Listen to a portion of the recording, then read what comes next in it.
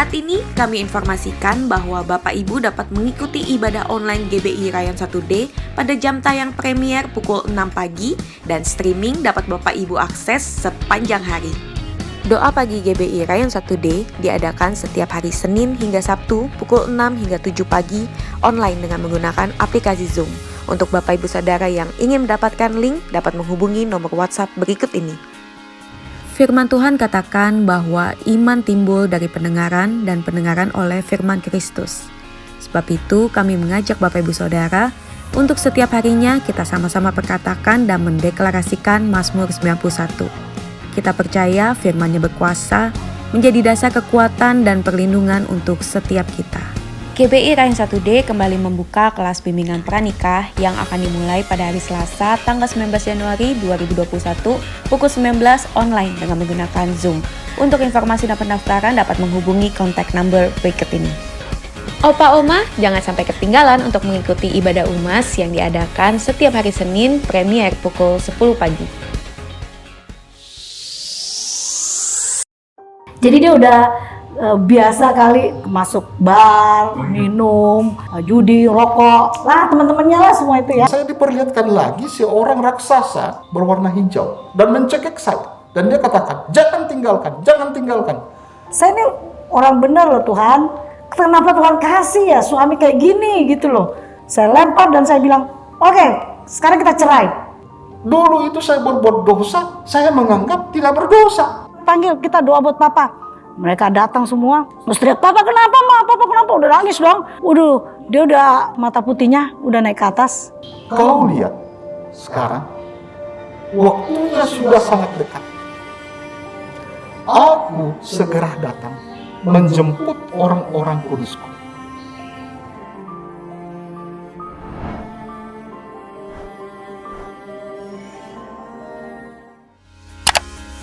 Anak-anak muda, pastikan untuk mengikuti JCN Youth Online Service yang diadakan setiap hari Sabtu pukul 5 sore. Kami rindu untuk melayani jemaat yang membutuhkan dukungan doa secara khusus dapat menghubungi nomor berikut ini. Kami mengundang saudara sekalian untuk dapat mengisi form prayer request untuk Bapak Ibu yang sedang mengalami pergumulan hidup dan juga form prayer report bagi saudara yang mengalami kebaikan Tuhan untuk disaksikan dengan cara melakukan scan QR code atau melalui link di bawah ini. Bagi Bapak Ibu Saudara yang rindu untuk memberikan persembahan dan persepuluhan, dapat melalui rekening berikut ini ataupun dapat melalui scan QR code yang tertera di layar kaca Anda. Kami informasikan bagi Bapak Ibu Saudara yang rindu untuk memberikan persembahan diakonia, dapat ditransfer melalui scan QR code yang tertera pada layar berikut ini. Dan untuk keseluruhan kegiatan di GBI Rayon 1D dapat Anda lihat melalui mobile apps GBI Rayon 1D. We pray for blessings, we pray for peace, comfort for family, protection while we sleep. We pray for healing, for prosperity. We pray for your mighty hand to ease our suffering. And all the while you hear it spoken need, yet love us way too much to give us lesser things. Cause what if your blessings come through raindrops? What if your healing comes through tears? What if 1,000 sleepless nights are what it takes to know your need? What if trials of this life are your mercies in disguise?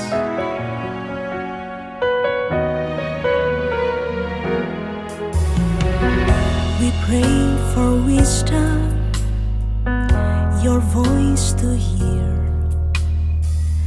We cry in anger when we cannot feel you near. Without your goodness, without your love, as is not enough. And all the while you hear each desperate plea, and long that we'd have faith to believe. Berbagai macam aktivitas harus terus kita jalani, namun kesehatan kamu adalah yang terpenting. Yuk kita budayakan hidup bersih dan sehat dengan cara jaga kebersihan tangan kamu. Selalu upayakan mencuci tangan kamu dengan sabun ataupun hand sanitizer. Dalam kondisi tangan yang belum bersih, hindari menyentuh area wajah kamu, khususnya mata, hidung, dan mulut. Kemanapun kamu pergi, jangan lupa untuk selalu menggunakan masker. Selalu terapkan etika batuk dan bersin dengan cara menutup hidung dan mulut menggunakan lengan dalam baju kamu. Selalu menjaga jarak dengan orang lain minimal 1 meter untuk menghindari penyebaran virus. Kita semua hidup bersih dan sehat karena kamu penting. Deklarasi iman dalam lindungan Allah. Orang yang duduk dalam lindungan yang maha tinggi dan bermalam dalam naungan yang maha kuasa akan berkata kepada Tuhan, tempat perlindunganku dan kubu pertahananku, Allahku yang kupercayai. Sungguh dialah yang akan melepaskan engkau dari jerat penangkap burung, dari penyakit sampar yang busuk. Dengan kepaknya ia akan menudungi engkau, di bawah sayapnya engkau akan berlindung, kesetiaannya ialah perisai dan pagar tembok.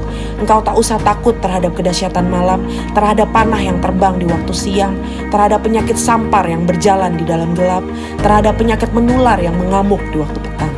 Walau 1000 orang rebah di sisimu dan 10.000 di sebelah kananmu, tetapi itu tidak akan menimpamu. Engkau hanya menontonnya dengan matamu sendiri dan melihat pembalasan terhadap orang-orang fasik. Sebab Tuhan ialah tempat perlindunganmu, yang maha tinggi telah kau buat tempat perteduhanmu. Malapetaka tidak akan menimpa kamu dan tulah tidak akan mendekat kepada kemahmu. Sebab malaikat-malaikatnya akan diperintahkannya kepadamu untuk menjaga engkau di segala jalanmu. Mereka akan menatang engkau di atas tangannya, supaya kakimu jangan terantuk pada batu. Singa dan ular tedung akan kau langkahi, engkau akan menginjak anak singa dan ular naga. Sungguh hatinya melekat kepadaku, maka aku akan meluputkannya, aku akan membentenginya sebab ia mengenal namaku. Bila ia berseru kepadaku, aku akan menjawab, aku akan menyertai dia dalam kesesakan, aku akan meluputkannya dan memuliakannya. Dengan panjang umur akan kukenyangkan dia dan akan kuperlihatkan kepadanya keselamatan daripadaku. Amin. Shalom semua. Di dalam edisi Voice of Pentecost kali ini, kita akan membahas satu topik yang sangat menarik, yaitu teologi kemakmuran, benar atau salah. Mungkin banyak dari kita yang sering mendengar ada seseorang, suatu gereja atau pelayanan yang katanya menganut teologi kemakmuran. GBI Jalan Gatot Subroto pun tidak luput dari anggapan tersebut. Namun, perlu diketahui bahwa gereja kita sama sekali tidak menganut teologi kemakmuran. Supaya kita tidak terjebak di dalam pengajaran tersebut, mari kita sama-sama mempelajari dan memahami 4 hal mengenai hal kekayaan dari kitab Ulangan pasal 7 sampai 9, yaitu saat Tuhan mengajarkan kepada bangsa Israel selama di padang gurun. Yang pertama, kita tidak mengidentifikasikan diri kita berdasarkan kekayaan kita. Di dalam Ulangan 7 ayat 7 jelas mengajarkan bahwa Tuhanlah sebagai pencipta kita yang menentukan harga diri kita, bahwa kita adalah mulia dan berharga di matanya. Yang kedua, kita tidak mencari kenikmatan kita dari kekayaan. Raja Salomo jatuh karena melupakan kenikmatan bersama Tuhan dan mencari kenikmatan dari kesenangan duniawi yang didapat dari keberhasilannya. Pada dasarnya, Tuhan tidak melarang kita untuk menikmati berkat materi yang sudah Tuhan berikan, asalkan sesuai dengan kebenaran firman dan tuntunan Roh Kudus, serta tidak menempatkan kepuasan kita pada hal-hal yang bersifat materi. Jika tidak, kita akan terhilang dari rencana Tuhan atas hidup kita. Yang ketiga, kita tidak menaruh kekuatan kita pada kekayaan, karena uang seringkali membuat pemiliknya merasa memiliki kendali dan kekuatan. Uang juga dapat membelokkan rasa keadilan seseorang dan membuat pemiliknya merasa lebih berkuasa dari orang lain. Dan yang keempat, kita tidak mencari tujuan hidup dari kekayaan. Di dalam Matius 6 ayat 24 dan Lukas 16 ayat 13, Yesus menyatakan bahwa kita tidak dapat melayani dua tuan. Dan di dalam Ulangan 8 ayat 18 juga dengan jelas berkata bahwa Tuhanlah yang memberi kekuatan untuk menghasilkan kekayaan dan menggenapi perjanjian Abraham, yaitu berkat bagi Israel supaya melalui Israel semua kaum juga dapat diberkati. Kita perlu mengerti 4 hal tersebut supaya kita tidak dapat dengan mudah terbawa oleh pengajaran teologi kemakmuran. Karena teologi kemakmuran adalah suatu penyimpangan dari sebuah pengajaran Alkitab yang benar. Ingat, Tuhan mau kita sebagai anak-anaknya berhasil dan diberkati, namun melalui pengajaran yang benar. Supaya lebih jelas, mari kita sama-sama telaah 3 penyimpangan ajaran utama teologi kemakmuran. Ajaran yang pertama dikatakan bahwa Allah menginginkan semua anak-anaknya berhasil. Kalimat ini sebetulnya tidak salah, namun menjadi salah jika dipahami secara ekstrim, yaitu jika kita tidak diberkati atau berhasil, artinya kita bukanlah anak Tuhan. Padahal di dalam Yosua 1 ayat 8 dengan jelas mengajarkan bahwa tolak ukur menilai keberhasilan tidak dapat dinilai secara materi. Sebaliknya, untuk berhasil, kita juga perlu merenungkan, memperkatakan, dan melakukan firman Tuhan di dalam kehidupan kita. Selanjutnya, ajaran teologi kemakmuran yang kedua dikatakan penebusan Yesus di kayu salib adalah penebusan dari kemiskinan, penderitaan, dan sakit penyakit, di mana jika orang tersebut percaya sepenuhnya, maka tidak akan mengalami penderitaan. Tentu hal ini sangat menyimpang, karena teologi kemakmuran berpendapat jika kita mengalami kemiskinan, penderitaan, dan sakit penyakit, artinya kita belum menerima Tuhan di dalam hidup kita. Padahal sebenarnya Tuhan dapat mengizinkan kita mengalami penderitaan untuk membawa kita ke tujuan yang lebih besar, supaya kita dapat lebih lagi berharap pada Tuhan, menjaga hati kita, serta memurnikan motivasi hati kita. Sama seperti pandemi COVID-19 yang kita semua sedang alami. Saya percaya Tuhan mengizinkan hal ini terjadi untuk sebuah tujuan yang lebih besar dan supaya kita dapat lebih lagi mengalami peranan Roh Kudus di dalam hidup kita, yaitu sebagai pembawa hadirat Tuhan, pemberi kuasa dan kekuatan, serta penghibur di tengah penderitaan. Berikutnya, ajaran teologi kemakmuran yang ketiga adalah mengklaim apa saja yang kita inginkan karena semua kekayaan Allah tersedia bagi kita di dalam Kristus. Ini tidak salah, tetapi menjadi menyimpang ketika dikatakan bahwa sebagai anak Tuhan, kita dapat meminta apapun, tidak peduli apa saja yang menjadi keinginan kita. Mereka juga menggunakan 2 ayat Alkitab di dalam Mazmur 37 ayat 4 dan Filipi 4 ayat 19 sebagai dasar pembenaran pandangan pengajaran teologi kemakmuran. Padahal, 2 ayat tersebut bukan berbicara tentang pemenuhan segala keinginan duniawi kita, tetapi pemenuhan keperluan orang yang sudah mendapatkan kepuasan di dalam Tuhan. Dan juga permintaan tersebut harus sesuai dengan kehendak Tuhan. Melihat dari 3 ajaran tersebut, dapat disimpulkan bahwa teologi kemakmuran adalah teologi yang kekanak-kanakan, yang terlalu menekankan hak dan melupakan tanggung jawab. Dan GBI Gatot Subroto jelas tidak setuju dengan penyimpangan pengajaran tersebut. Namun, kita perlu percaya bahwa Tuhan sangat ingin memberkati kita berlimpah-limpah, supaya kita dapat menjadi berkat bagi orang lain, serta menyelesaikan amanat agung Tuhan Yesus dan pekerjaan Tuhan di bumi. Saudara-saudara, untuk penjelasan lebih lengkapnya dari tim teologi kami, jangan lupa buka link yang ada di atas atau scan barcode yang tersedia. Tuhan Yesus memberkati. Shalom Bapak Ibu Saudara, puji Tuhan, hari ini hari yang penuh dengan sukacita. Biarlah setiap kita mengecap dan melihat betapa baiknya Tuhan kita. Di tahun yang baru kita terus tinggikan Dia. Haleluya, terpujilah Engkau Tuhan. Kecaplah dan lihatlah betapa baiknya Tuhan itu. Rasakan dan nikmati kasih setia Tuhan.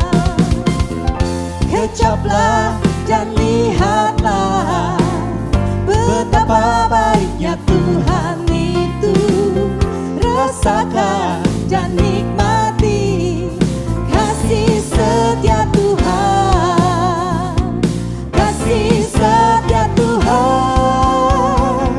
Syukur bagimu Tuhan, segala hormat bagimu Tuhan, Allah yang mengasihiku, Allah yang memeliharaku selamanya.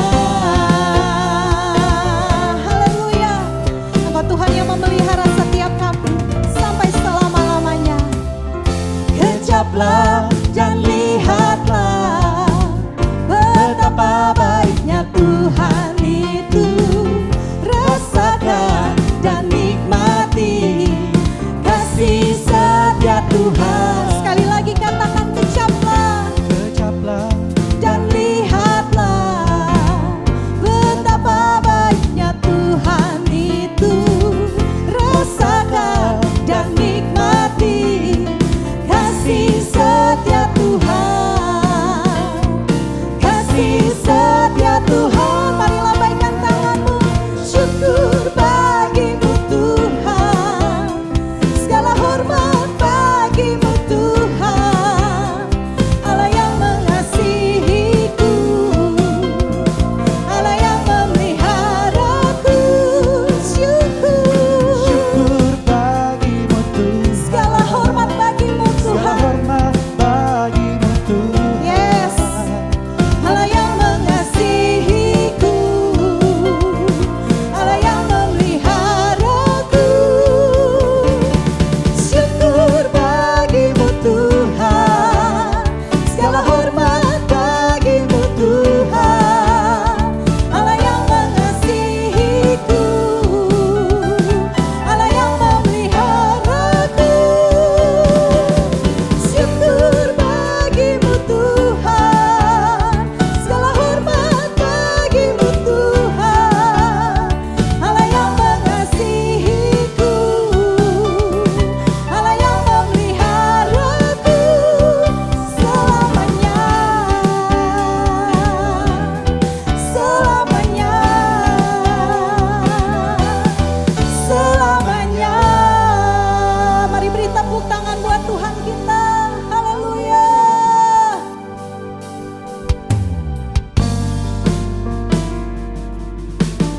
Terima kasih Tuhan buat segala kebaikan-Mu. Biarlah di tahun 2021 kami terus melangkah bersama dengan Engkau. Kami terus ada di dalam hadirat-Mu untuk meninggikan Raja di atas segala raja. Kau Tuhan, penolong dalam hidupku. Ku percaya hanya kepadamu.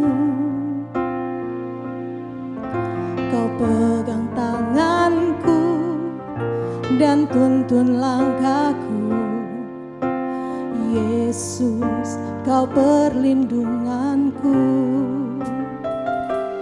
Kau Tuhan, kekuatan dalam hidupku, penolongku dalam kesesakan. Kau gunung batuku dan pertahananku. Yesus, Kau kemenanganku. Yesus, padamu ku berseru. Kaulah penyelamatku, terpujilah Kau Tuhanku. Mulutku memuji nama-Mu sepanjang umur hidupku. Terpujilah Kau Tuhanku di atas segalanya. Engkaulah Tuhan kekuatan kami. Kau Tuhan, kekuatan dalam hidupku, penolongku dalam kesesakan. Kau gunung ya Tuhan. Kau pertahanan kami. Yes my Lord. Yesus, Kau kemenanganku. Yesus, padamu ku berseru. Kaulah penyelamatku.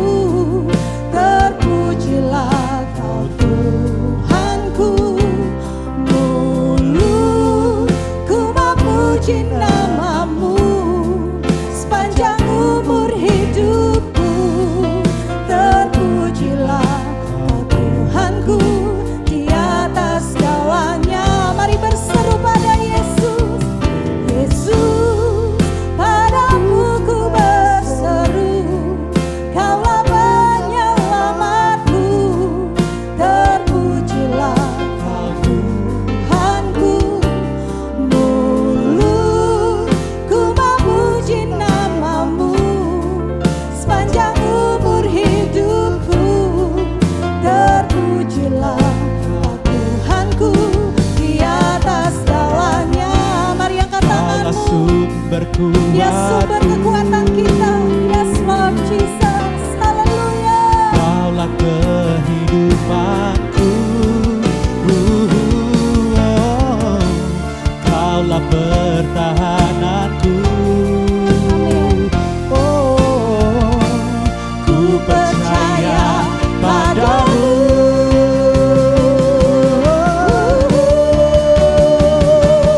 Yesus, padamu ku berseru. Kaulah penyelamatku. Terpujilah Kau Tuhanku. Mulutku memuji namamu sepanjang umur hidupku. Terpujilah Kau Tuhanku di atas segalanya. Yesus, padamu ku berseru. Kaulah penyelamatku. Terpujilah Kau Tuhanku. Mulutku memuji namamu sepanjang umur hidupku. Terpujilah Kau Tuhanku di atas. Biar mulut kami memuji Engkau Tuhan. Mulutku memuji namamu sepanjang umur hidupku. Terpujilah Kau Tuhanku di atas segalanya. Mulutku memuji namamu sepanjang umur hidupku. Terpujilah Kau Tuhanku di atas segalanya. Mari mulai sembah Tuhan. Mari jemaat Tuhan yang di rumah-rumah sembah Dia. Angkat suaramu sembah Dia. Muliakan namanya. Ya Yesus. Syaralabaya syana ya lalabu. Kiralabaya sindiri. Haleluya, haleluya. Kami mau memuji-Mu Tuhan. Biarlah setiap mulut kami terus memuji Engkau. Biarlah mulut kami terus meninggikan Engkau, memasyurkan nama-Mu yang kudus Tuhan. Mari Bapak Ibu Saudara, angkat tanganmu. Mari kita nyatakan sama Tuhan. Ku mau memuji-Mu, ku selalu puji-Mu, ku mau menyembah-Mu, ku selalu sembah-Mu. Kau yang layak terima semua pujian, kemuliaan hanya bagi Tuhan. Kami mau memuji-Mu Tuhan. Ku mau memuji-Mu, ku selalu puji-Mu, ku mau menyembah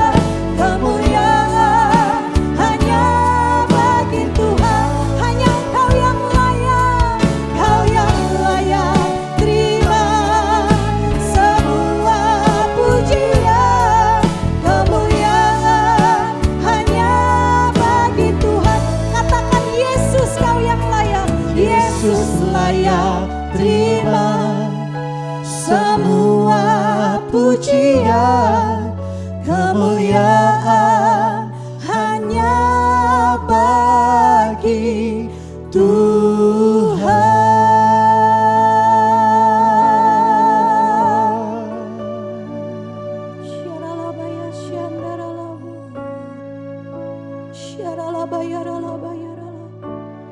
Kemuliaan hanya bagimu ya Tuhan. Pujian hanya bagimu ya Tuhan. Haleluya.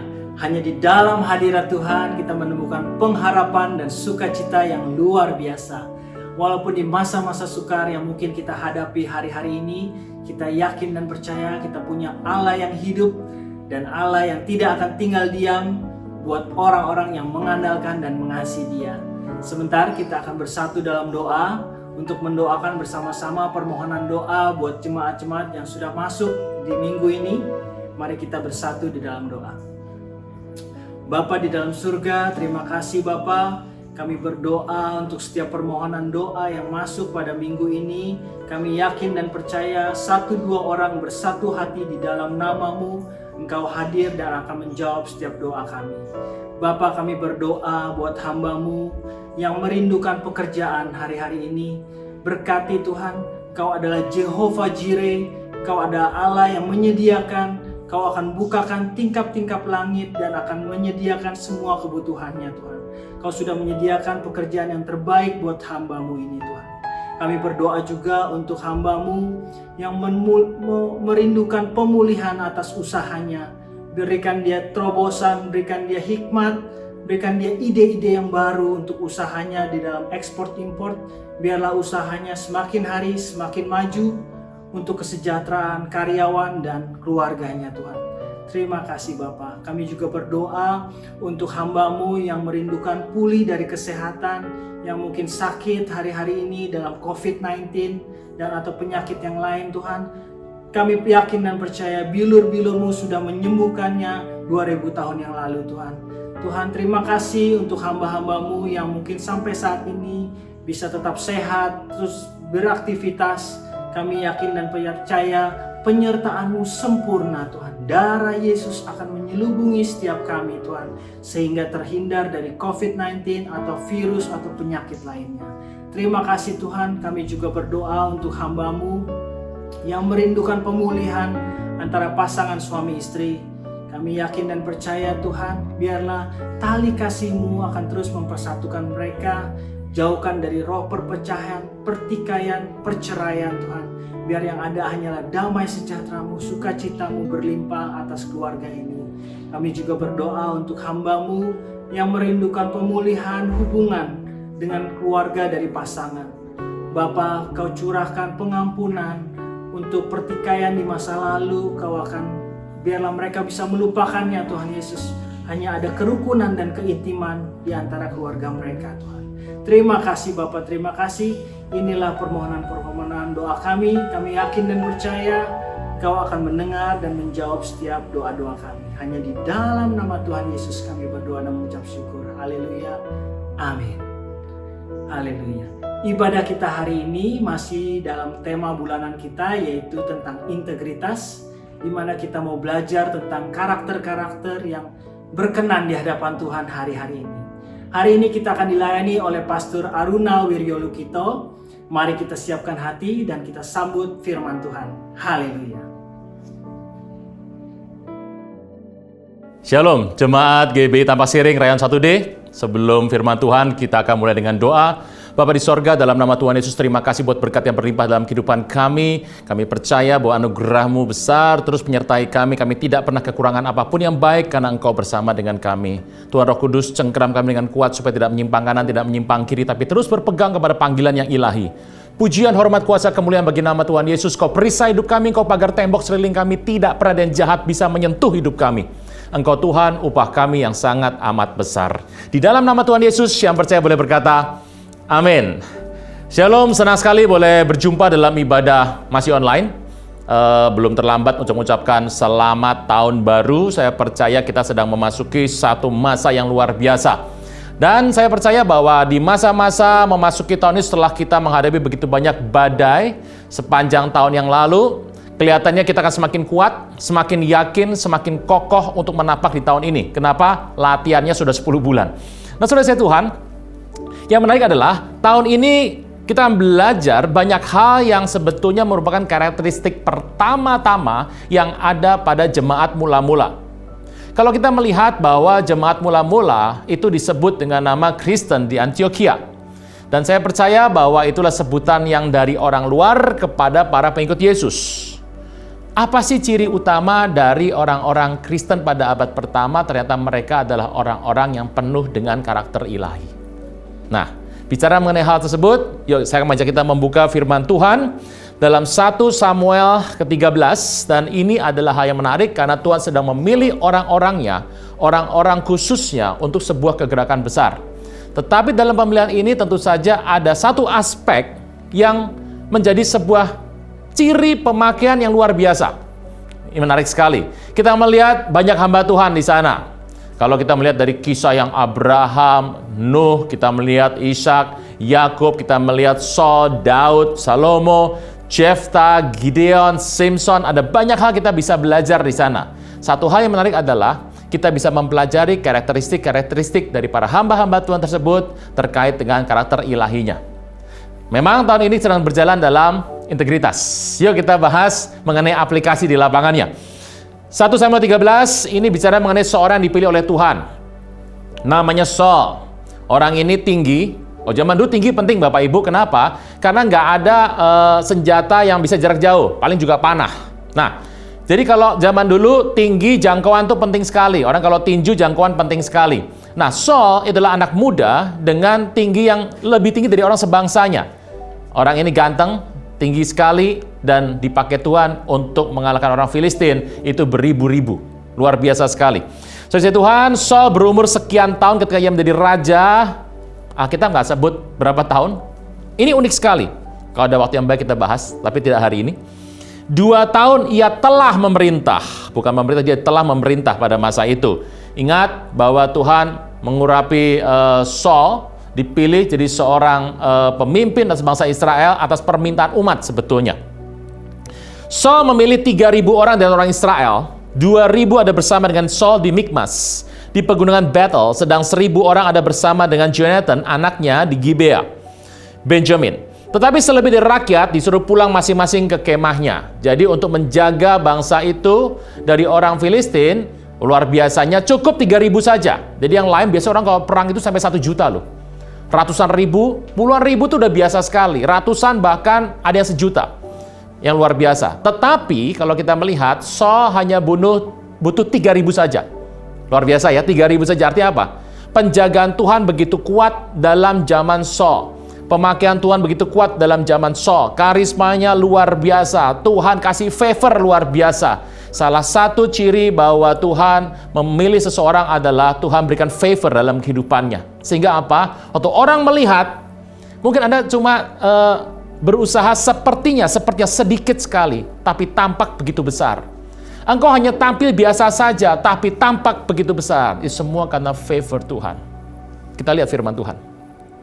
3.000, dia cuma ambil 2.000, 2/3 saja, 1.000 kasih ke anaknya Jonathan, dan masing-masing rakyat untuk pulang. So dipilih Tuhan, ini orang baik, tapi satu masalah dalam kehidupannya, minder. Saya selalu ingatkan pada para pemirsa, teman-teman, juga para jemaat sekalian, untuk dalam hidupmu engkau percaya pada kekuatan ilahi. Memang kita tidak bisa apa-apa. Semua dari Dia, oleh Dia, untuk kemuliaannya. Tapi waktu engkau dipakai oleh Tuhan, saya berdoa engkau dan saya jadi manusia yang berbeda. Saudara Tuhan, Jonathan memukul kalah pasukan pendudukan orang Filistin yang ada di Geba dan didengar oleh orang Filistin. Karena itu Saul menyuruh meniup sangkakala di seluruh negeri sebab pikirnya biar ada orang Ibrani mendengarnya. Demikianlah seluruh orang Israel mendengar kabar bahwa Saul telah memukul kalah pasukan pendudukan orang Filistin, dan dengan demikian orang Israel dibenci oleh orang Filistin. Kemudian dikerahkan rakyat itu untuk mengikuti Saul ke Gilgal. Adapun orang Filistin telah berkumpul untuk berperang melawan orang Israel dengan 3.000 kereta. Kalau satu kereta itu isi 2-3 orang, 3 orang lah kira-kira, karena satu adalah size-nya, satu pembawa senjata ya, itu kira-kira ada 9.000 orang, plus 3.000 kereta, 6.000 orang pasukan berkuda. 6.000 plus kudanya aja 6.000 berarti. Belum kudanya kereta, ada 9.000 kuda. Luar biasa sekali. Dan ini luar biasa, pasukan berjalan kaki sebanyak pasir di tepi laut. Mereka bergerak maju dan berkemah di Mikmas di sebelah timur Bet-awen. Ketika dilihat orang Israel bahwa mereka terjepit, sebab rakyat memang terdesak, larilah rakyat bersembunyi di gua, Keluk Batu, Bukit Batu, Liang Batu, dan Perigi. Nggak kira-kira sampai masuk Perigi, saking takutnya. Orang kalau sudah takut kadang-kadang membuat hal-hal yang aneh-aneh yang nggak masuk akal. So, jangan takut. 2021, Tuhan bersama dengan kita. Kita membuat perkara-perkara besar bersama dengan Dia. Alkitab berkata malah ada orang Ibrani yang menyeberangi arungan sungai Yordan menuju ke Gad dan Gilead. Wah, bener-bener nyebrangnya berenang loh. Orang kalau sudah takut ada kekuatan lebih katanya. Makanya saya berdoa kita semua takut akan Tuhan. Dan Alkitab berkata, sedang Saul masih di Gilgal dan rakyat ikuti dengan gemetar. Saya Tuhan, ini kisah menarik sekali. Tuhan bisa pakai semua orang. Tapi saya percaya yang membuat orang bisa tegak tetap di tengah kondisi hiruk pikuk dan keputusan-keputusan besar yang harus diambil tahun ini. Bapak Ibu, belum selesai urusan tahun kemarin. Dan tahun ini ada banyak keputusan kau harus ambil dalam hidup keluargamu. Soal keuangan, keputusan rumah tangga, apakah mau stay di rumah atau tidak, mau jual barang apa tidak, mau pindah pekerjaan apa tidak, mau buka usaha sendiri apa tidak, mau sekolahnya di mana abis ini. Karena sekolah nggak sekolah semuanya pakai online. Yang sekolah di tempat bagus, tempatnya kurang bagus, yang harganya mahal, yang murah semuanya online. Berikutnya, kalau Anda melihat hubungan semuanya diputuskan dengan menggunakan online. Ibadah pun masih ada online hari ini. Dan yang penting adalah bagaimana keputusan Anda ke depan dalam kehidupan ini. Soal kesehatan Anda. Dan pemerintah juga mengambil banyak keputusan hari-hari ini. Intinya semua orang harus mengambil keputusan tahun ini dan kembali pada diri kita masing-masing. Dan pada hari itu, di tengah kita harus mengambil keputusan dalam kondisi yang pelik, dalam kondisi yang sedang goncang. Hanya favor Tuhan yang membuat kita bisa sejahtera di sana. Saudara Tuhan, apa yang Saul buat? Dia disertai Tuhan luar biasa, tapi ketakutan menghadapi segala sesuatu, ketidakyakinan dalam kehidupannya, bagaimana Tuhan bersama dengan dia. Saya percaya bahwa banyak orang Tuhan beserta. Banyak orang percaya bahwa Tuhan beserta dengan dia dan memimpin dia. Tapi dalam banyak situasi, kadang-kadang walaupun dia tahu Tuhan menyertai, kadang-kadang orang tidak terlalu yakin bahwa Tuhan ikut campur. Akibatnya, kadang-kadang kita merasa, ya Tuhan sertai saya sih, tapi waktu saya melangkah kok seperti kalau saya nggak menambahkan gimmick-gimmick tertentu, menambahkan hal-hal tertentu yang nuansanya lebih ke sekuler, menambahkan hal tertentu yang lebih pakai ya sedikit pemikiran hikmat. Saya harus meluruskan bahwa penggunaan kata hikmat itu terkait dengan urusan rohani. Hikmat adalah hal-hal mengerti isi hati sorga, isi hati Tuhan. Tetapi pengetahuan, pengertian adalah pemahaman kita untuk mengerti hal-hal dunia. Nah, ini harus dibedakan. Contoh, kalau Anda mau dirikan bangunan, Anda mau bikin restoran, Anda ngitung dulu biayanya, itu namanya bukan hikmat, itu namanya adalah pengertian, pemahaman, pengetahuan. Kenapa? Karena yang namanya ngitung, orang dunia pun menghitung. Hikmat adalah memahami hal-hal ilahi. Nah, orang bilang, pakai hikmat dong. Tapi yang dipakai adalah teknik-teknik gaya bukan sorgawi. Agak salah juga. Kita kembali pada firman Tuhan. Waktu sedang berjalan, melihat segala sesuatu, tidak ada masalah dengan peristiwa ini. Tidak ada masalah. Dan tiba-tiba ceritanya Yonatan anaknya memukul kalah pasukan pendudukan orang Filistin yang ada di Geba. Kecil saja. Dan Saul melihat ini sebuah peluang besar untuk mengambil sebuah hati rakyat. Hati rakyat. Bapak Ibu, ini peristiwa yang dibuat dari zaman dulu sampai zaman sekarang, bahkan di zaman abad 20-21 ini dibuat pada strategi perang dimanapun itu berada. Sebuah contoh. Cerita Saul seperti ini, itu dibuat juga oleh para diktator di muka bumi. Kalau Anda pernah mengikuti persidangan, kita ingat bahwa pada abad 20 itu ada yang namanya Nazi Jerman, itu sudah kalah perang, dan beberapa pemimpin yang hidup dibawa ke pengadilan internasional. Dalam mahkamah pengadilan internasional itu, mereka memberikan pembelaan, pledoi. Nah, apa yang terjadi? Anda pernah dengar yang namanya Hermann Göring. Gitu. Anda pernah mendengar juga yang namanya banyak orang-orang di sana memberikan pembelaan. Dan kalau Anda lihat, apa sih yang dibuat di sana? Ini cerita yang sama juga dibuat oleh mantan diktator almarhum di Irak, Saddam Hussein. Cerita yang sama dikopi ulang sepanjang sejarah hidup manusia.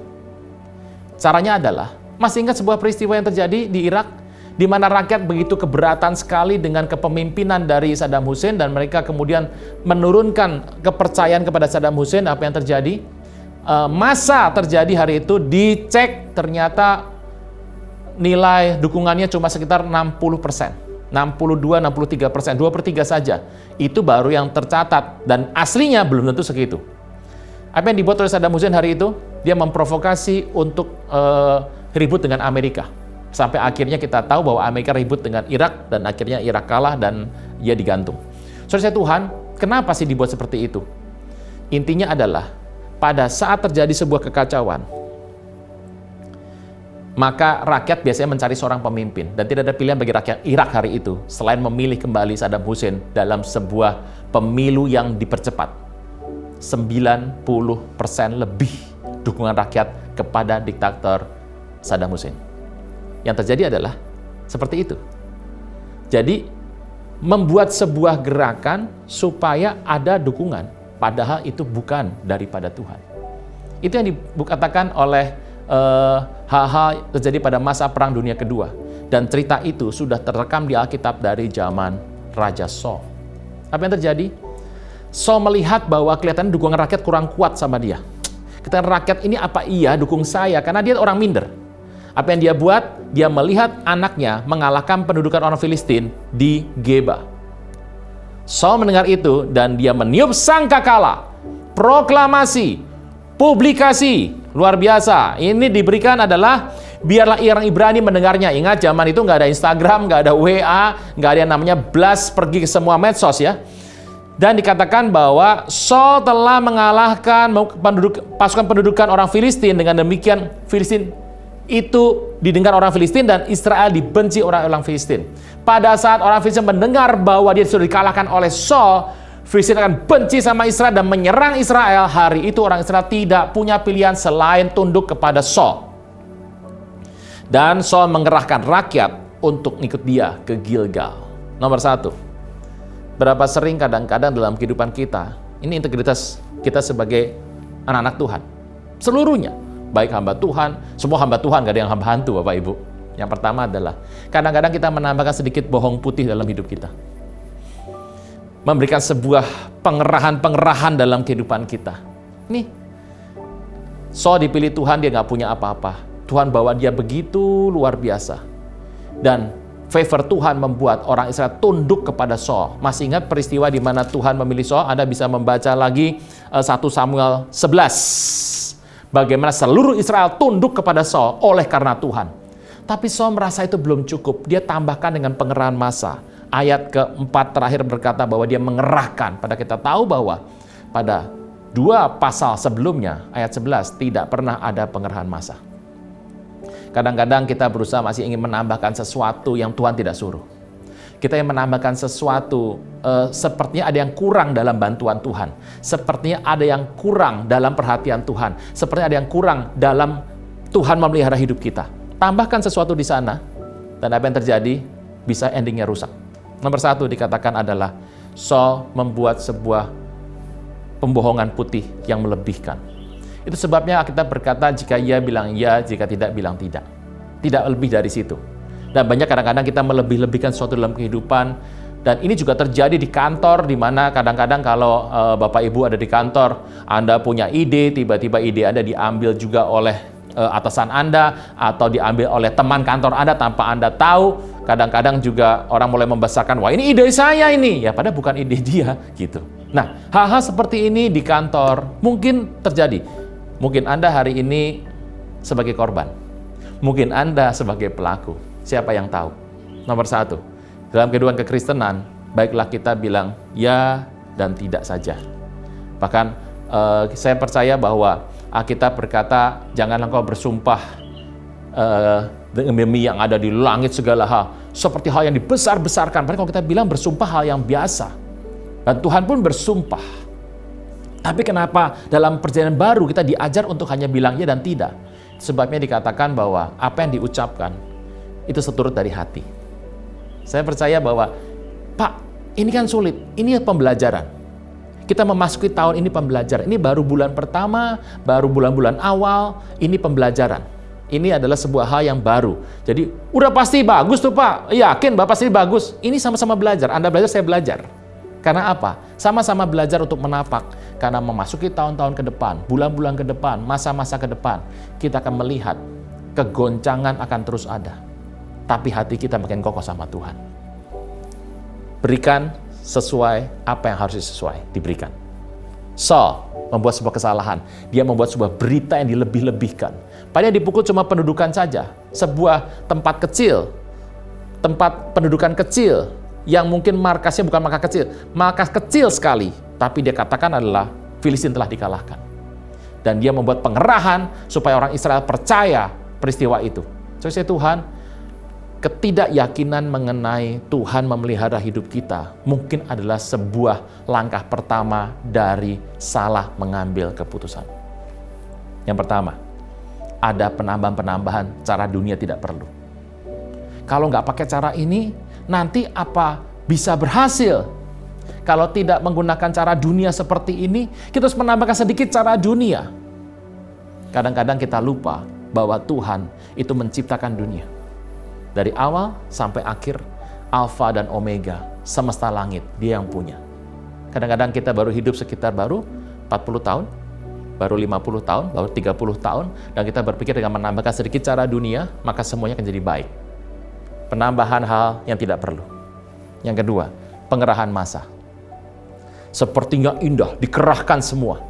Dalam ketidaktahuan orang Israel, ini peristiwa apa, ini berita apa, dikerahkanlah mereka. Apa yang terjadi? Dengan cepat mereka kalah sebelum perang. Pada saat dia melihat sebuah jumlah di sana, ada fakta yang luar biasa dikatakan, Anda kalau lihat ceritanya sana, ternyata ini adalah sebuah pengerahan ketidaksiapan. Orang Filistin jauh lebih siap secara tampilan.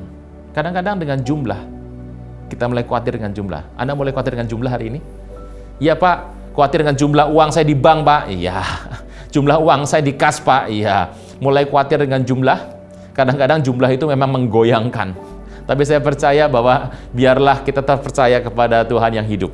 Saudara saya Tuhan, teruskan. Jadi terus dipakai cerita ini. Yuk kita lihat ayat yang ke-11.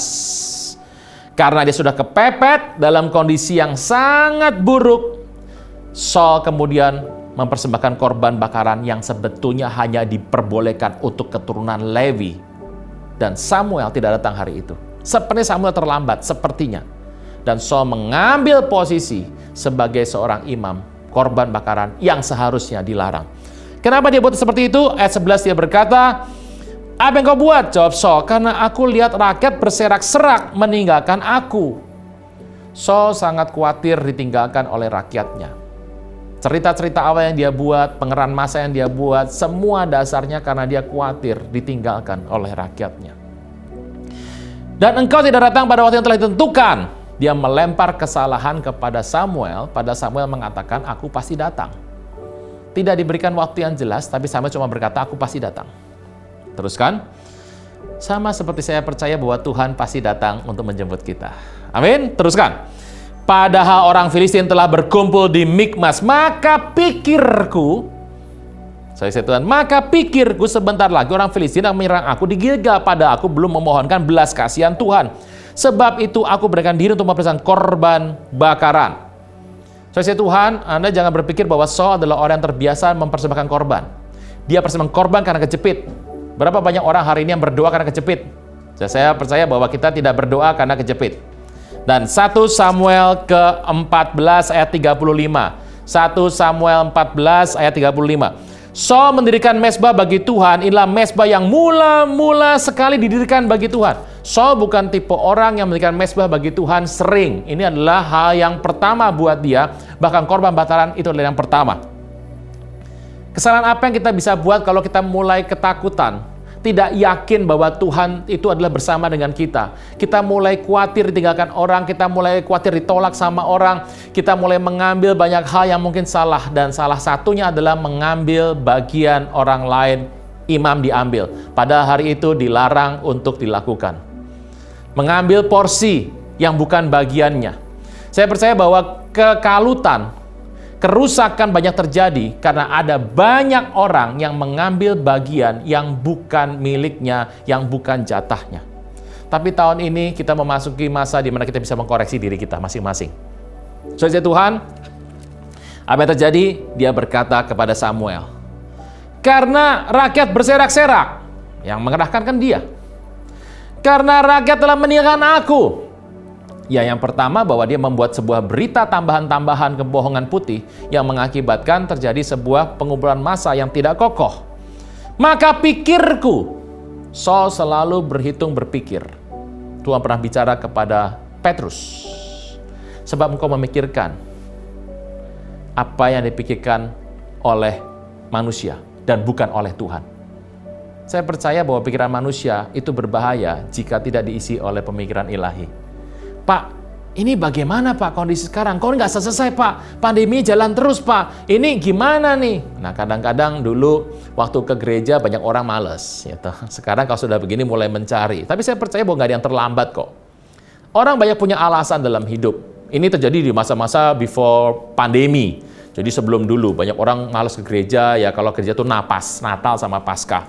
Kamu kenapa nggak ke gereja? Alasannya ada. Saul selalu membuat alasan di depan Samuel dan Samuel geramnya bukan main. Bahkan cuma bukan Samuel, Tuhan pun geram. Kenapa kamu nggak ke gereja? Kan gitu. Kenapa nggak ibadah? Aduh Pak, itu kantong persembahannya kalau lewat 2 kali Pak, kadang 3 kali.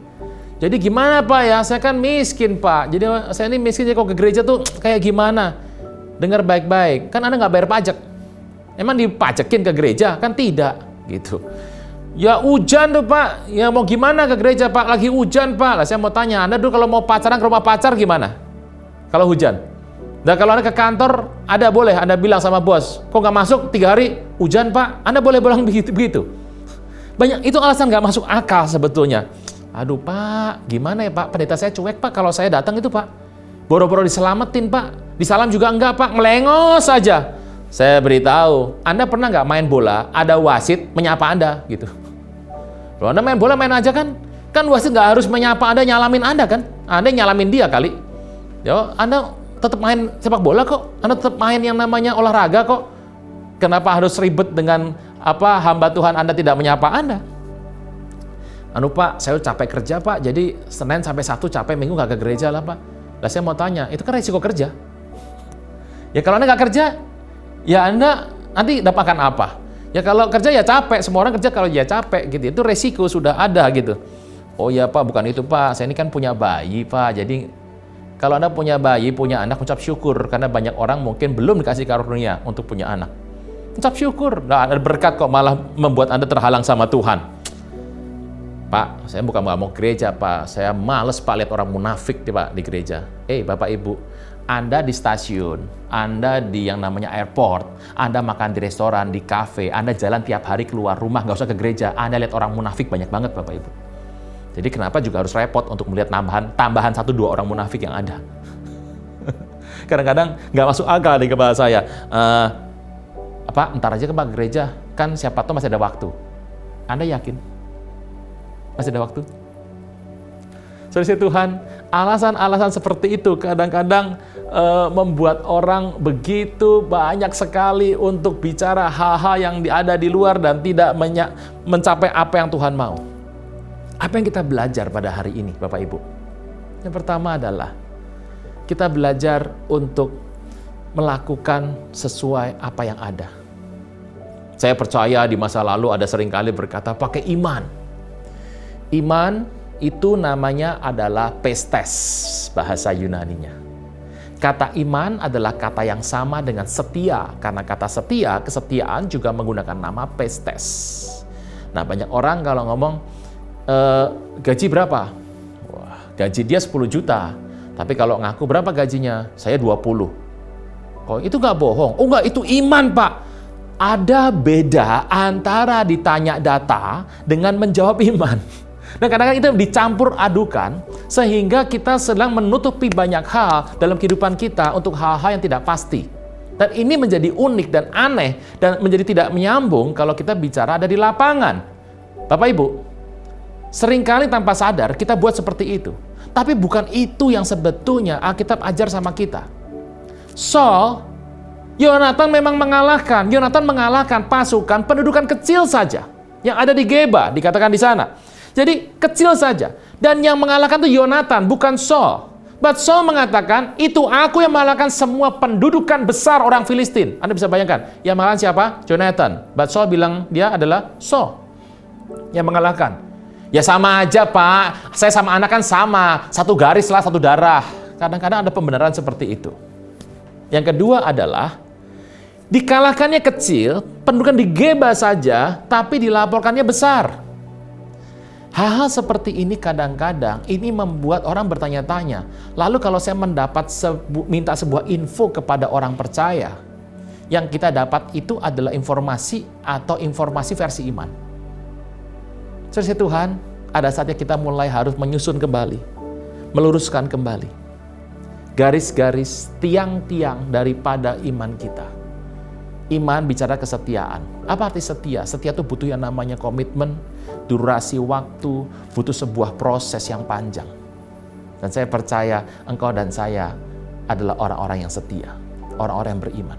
Saudara Tuhan, kadang-kadang kita berasa perlu mengerahkan sesuatu supaya lebih bagus, lebih heboh, lebih menarik, lebih bersinar. Kita lupa kadang-kadang peristiwa tahun lalu di akhir bulan, peristiwa Natal.